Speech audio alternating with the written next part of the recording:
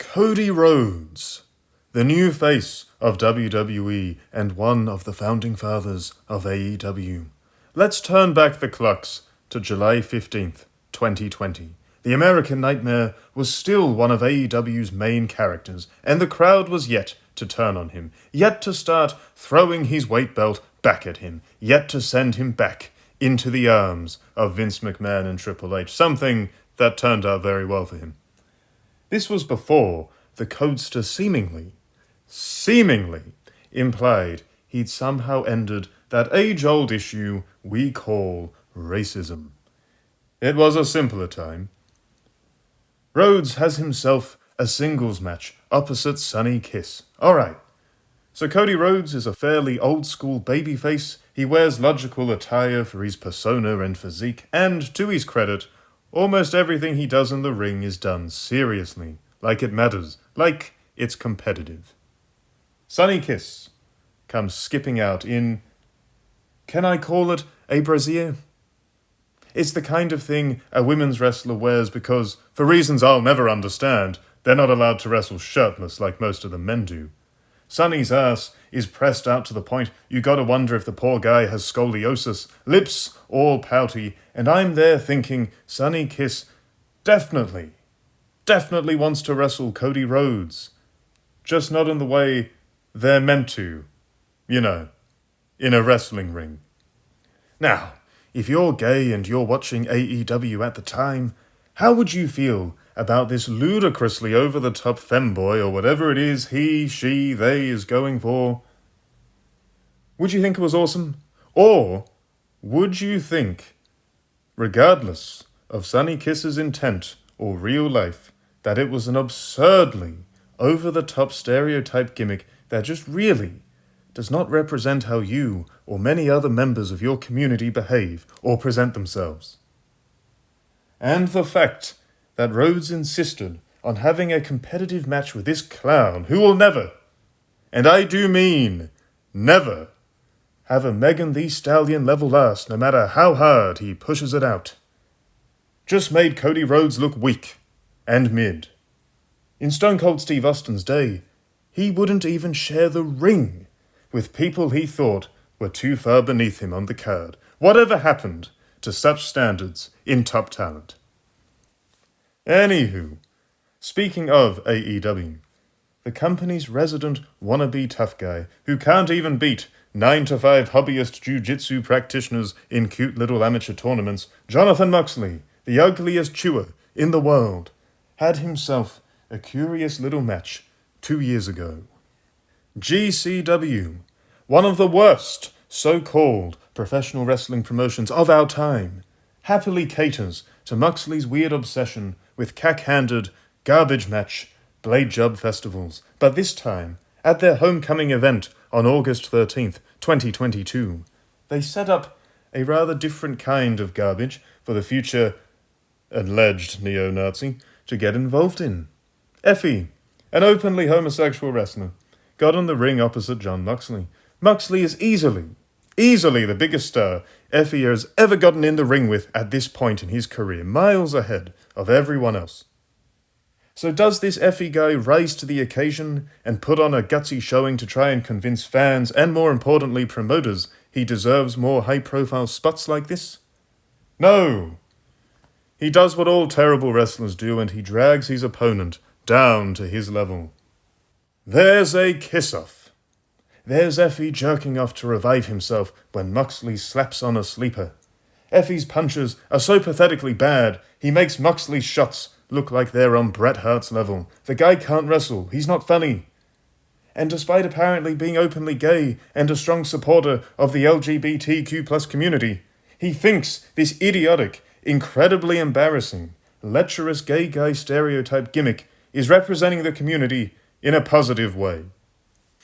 As if disgracing one of AEW's top dogs wasn't enough, there's also his infamous, pure trash match with the man who should never have been allowed to wrestle. Man, who are we kidding? The child that is Marco Stunt, attempting to force minuscule Marco to choke on a big rubbery dildo. You know, that's not wrestling. That's not fighting. In fact, If this were real, there's a very different word for this kind of attack. It rhymes with grape! It rhymes with grape. Who, in their right mind, goes to see a professional wrestling show wanting this kind of content? For many years, pro wrestling has often received criticism for relying heavily on stereotype gimmicks, everything from ethnic stereotypes to sexist characters to, of course, gay stereotypes. And regardless of finding that kind of thing funny or offensive, the fact is, it is a genuine recurring trait, and one that, in these modern, more politically sensitive times, has gotten more of a look-in and more of a negative response in many circles. And then you look at the shifts in the perception of the LGBTQ+ community over the past 20 or so years, with a move to more general acceptance being pushed, with all these parades and celebrations, at least here in the West. And look, hey, whatever, this isn't a hater discussion, it probably sounds like it is, but it's not meant to be. I just find that it's just a bit strange, in these more accepting, more tolerant times, you have performers like this, seemingly determined to not only embody, but actually ham up a variety of stereotypes that, had they been performed by performers not actually part of that community, they'd be automatically deemed deeply inappropriate and hateful. And someone would get cancelled, and there'd be hissy fits on Twitter, or X, or whatever they're calling it this week. Someone like Effie can't wrestle. He can't throw strikes. He doesn't sell well. He has no real charisma. So to make up for that, he straight up embarrasses himself, and any other wrestlers, gay or otherwise, with an absurd gimmick where he can jerk himself off back to life in a submission hold and wants to do highly disturbing things to younger men half his size. Sonny Kiss, again, is a garbage wrestler. I don't mean garbage matches, I mean garbage quality. There is no sense of impact or urgency in anything going on in the ring, just a whole lot of, look at my ass, look at it, you will look at it. Even if I break my damn back having to push it out enough. It's absurd. Not even Lola Vice is pulling that level of rear-end shenanigans. Not that we mind when she does it, of course. And then, let's move on over to Japan. DDT. The worst wrestling promotion ever, this side of XPW, even worse than GCW. A clown show that makes a total mockery of an industry that already struggles to be taken seriously pretty much all the time. Blow-up dolls, men wrestling little girls. Seriously, compare the dynamic work someone like Kenny Omega has done in places like New Japan and AEW to this embarrassing nonsense, and it's like two different workers. People mock Jim Cornette for being out of touch, and yeah, he often is, sure. But garbage like this is, well, garbage that embarrasses both wrestling and, perhaps even worse, the wrestler involved. And then, let's get back on topic here. There's Dan Shoko Dino, I probably just destroyed that poor man's name, a long-time performer over at DDT, whose nickname is literally just Homosexual Dino. That's right. The whole character is an incredibly exaggerated gay stereotype shtick that would make even Damon Wayans shake his damn head. Heavens to Murgatroyd, he's back! Home wrecker. I guess when the cat's away, the gerbil will play. Known New Japan traitor and all-round flake, Kota Ibushi once got in the ring with this guy. Championship match. You know what the championship was called? This isn't a joke, just to be clear, you can look this up, this was genuinely the name. The Gay World Anal Championship. Now granted, I couldn't help but laugh when I first read that championship name, but all the same, what exactly is the point of this? Is it to make fun of gay people in an incredibly juvenile style? Because if so, I mean, mission accomplished, bravo.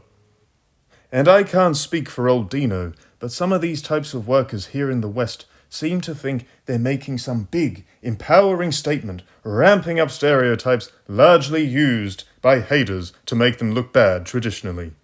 It reminds me of a little something else. Turn back the clocks a few decades. Feminism. Great. The early days of feminism saw women campaigning to be equal-class citizens with the rights to work and have their own bank accounts and lives beyond the ever-domineering control of a man. Fair enough. Can't argue with that. And that was fair enough. They're human beings, not objects, and they didn't want to be objectified or looked upon solely as pleasure ports, if you catch my drift. Alright, fast forward to today.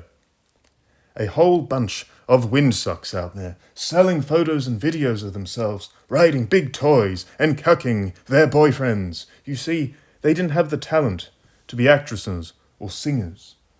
They didn't quite have the looks to be real models either. But, they don't have the fortitude to do a real job. So OnlyFans and a whole bunch of OnlyFans knockoffs no one cares about become a new avenue for undeserved income. Okay, fine, if you can make that grift work.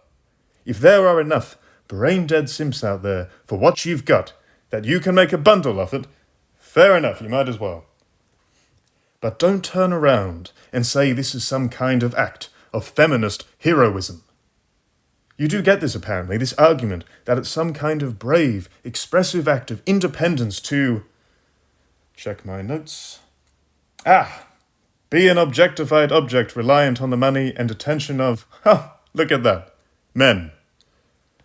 Or this channel, as another example, this video, imagine if, instead of just acknowledging it's a little hobby channel where I goof around because I don't know many wrestling fans in my actual life, I try to act like it was cutting-edge performance art or journalism focused on professional wrestling or something. How ridiculous. What an insult to people who actually do fit those bills. And the reason I use these examples is because it ties in to how performers like the ones we've discussed in this video so far are doing neither their community nor their industry any favours in presenting themselves the way they do. And it should go without saying, but you just know it doesn't in this climate. This does not go for all wrestlers who are a part of the LGBTQ+ community. Fred Rosser. WWE fans, you probably remember Darren Young on account of this masterpiece. Well, tonight, I blame you, Darren Young. I blame you for all the failures that I have not had. Right. So when he was a part of WWE, he came out of the closet. You know what he never did? He never turned into any kind of offensive stereotype or muckery. He just kept doing his thing. And since getting dropped by WWE, not because he was gay, by the way, he was just a very mid-talent, he's shown a lot of improvement and range as a babyface act for shows like New Japan's Strong. Always doing his own thing, building his persona and ring work, and not, at any point, stumbling into any kind of stereotyping or goofballery. There's plenty of other examples like this, of course. Sonya Deville in WWE jumps to mind right off the bat, who can represent their community and who they are, whilst also being standard workers, not out to make any kind of embarrassing spectacle of themselves or their co-workers. And for anyone who's thinking me or any other critics are just hating on these people because they're not heterosexual and we think these acts were hilarious if they were, guess again. Because we saw the straight version of this goofy crap a few years ago, and we all hated it. It was called Joey Ryan. This hairy, paunchy dweeb wanted us all to be sports entertained by his alleged super penis, I think. His penis could wrestle, or it was so hard that low blowing him hurt his opponent. I don't know. Because frankly, who has time for PWG? Anyways, thankfully Ryan was excommunicated from the wrestling world forever, firmly where he belongs in the sea of irrelevancy.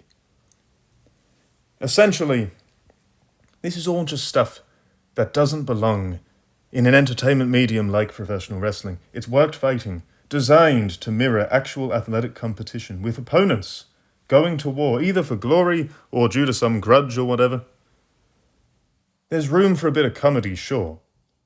But it actually has to be comedy, and even then, funny does not make money. And not just idiots, splattering their fetishes all over the ring when no one ever asked them to.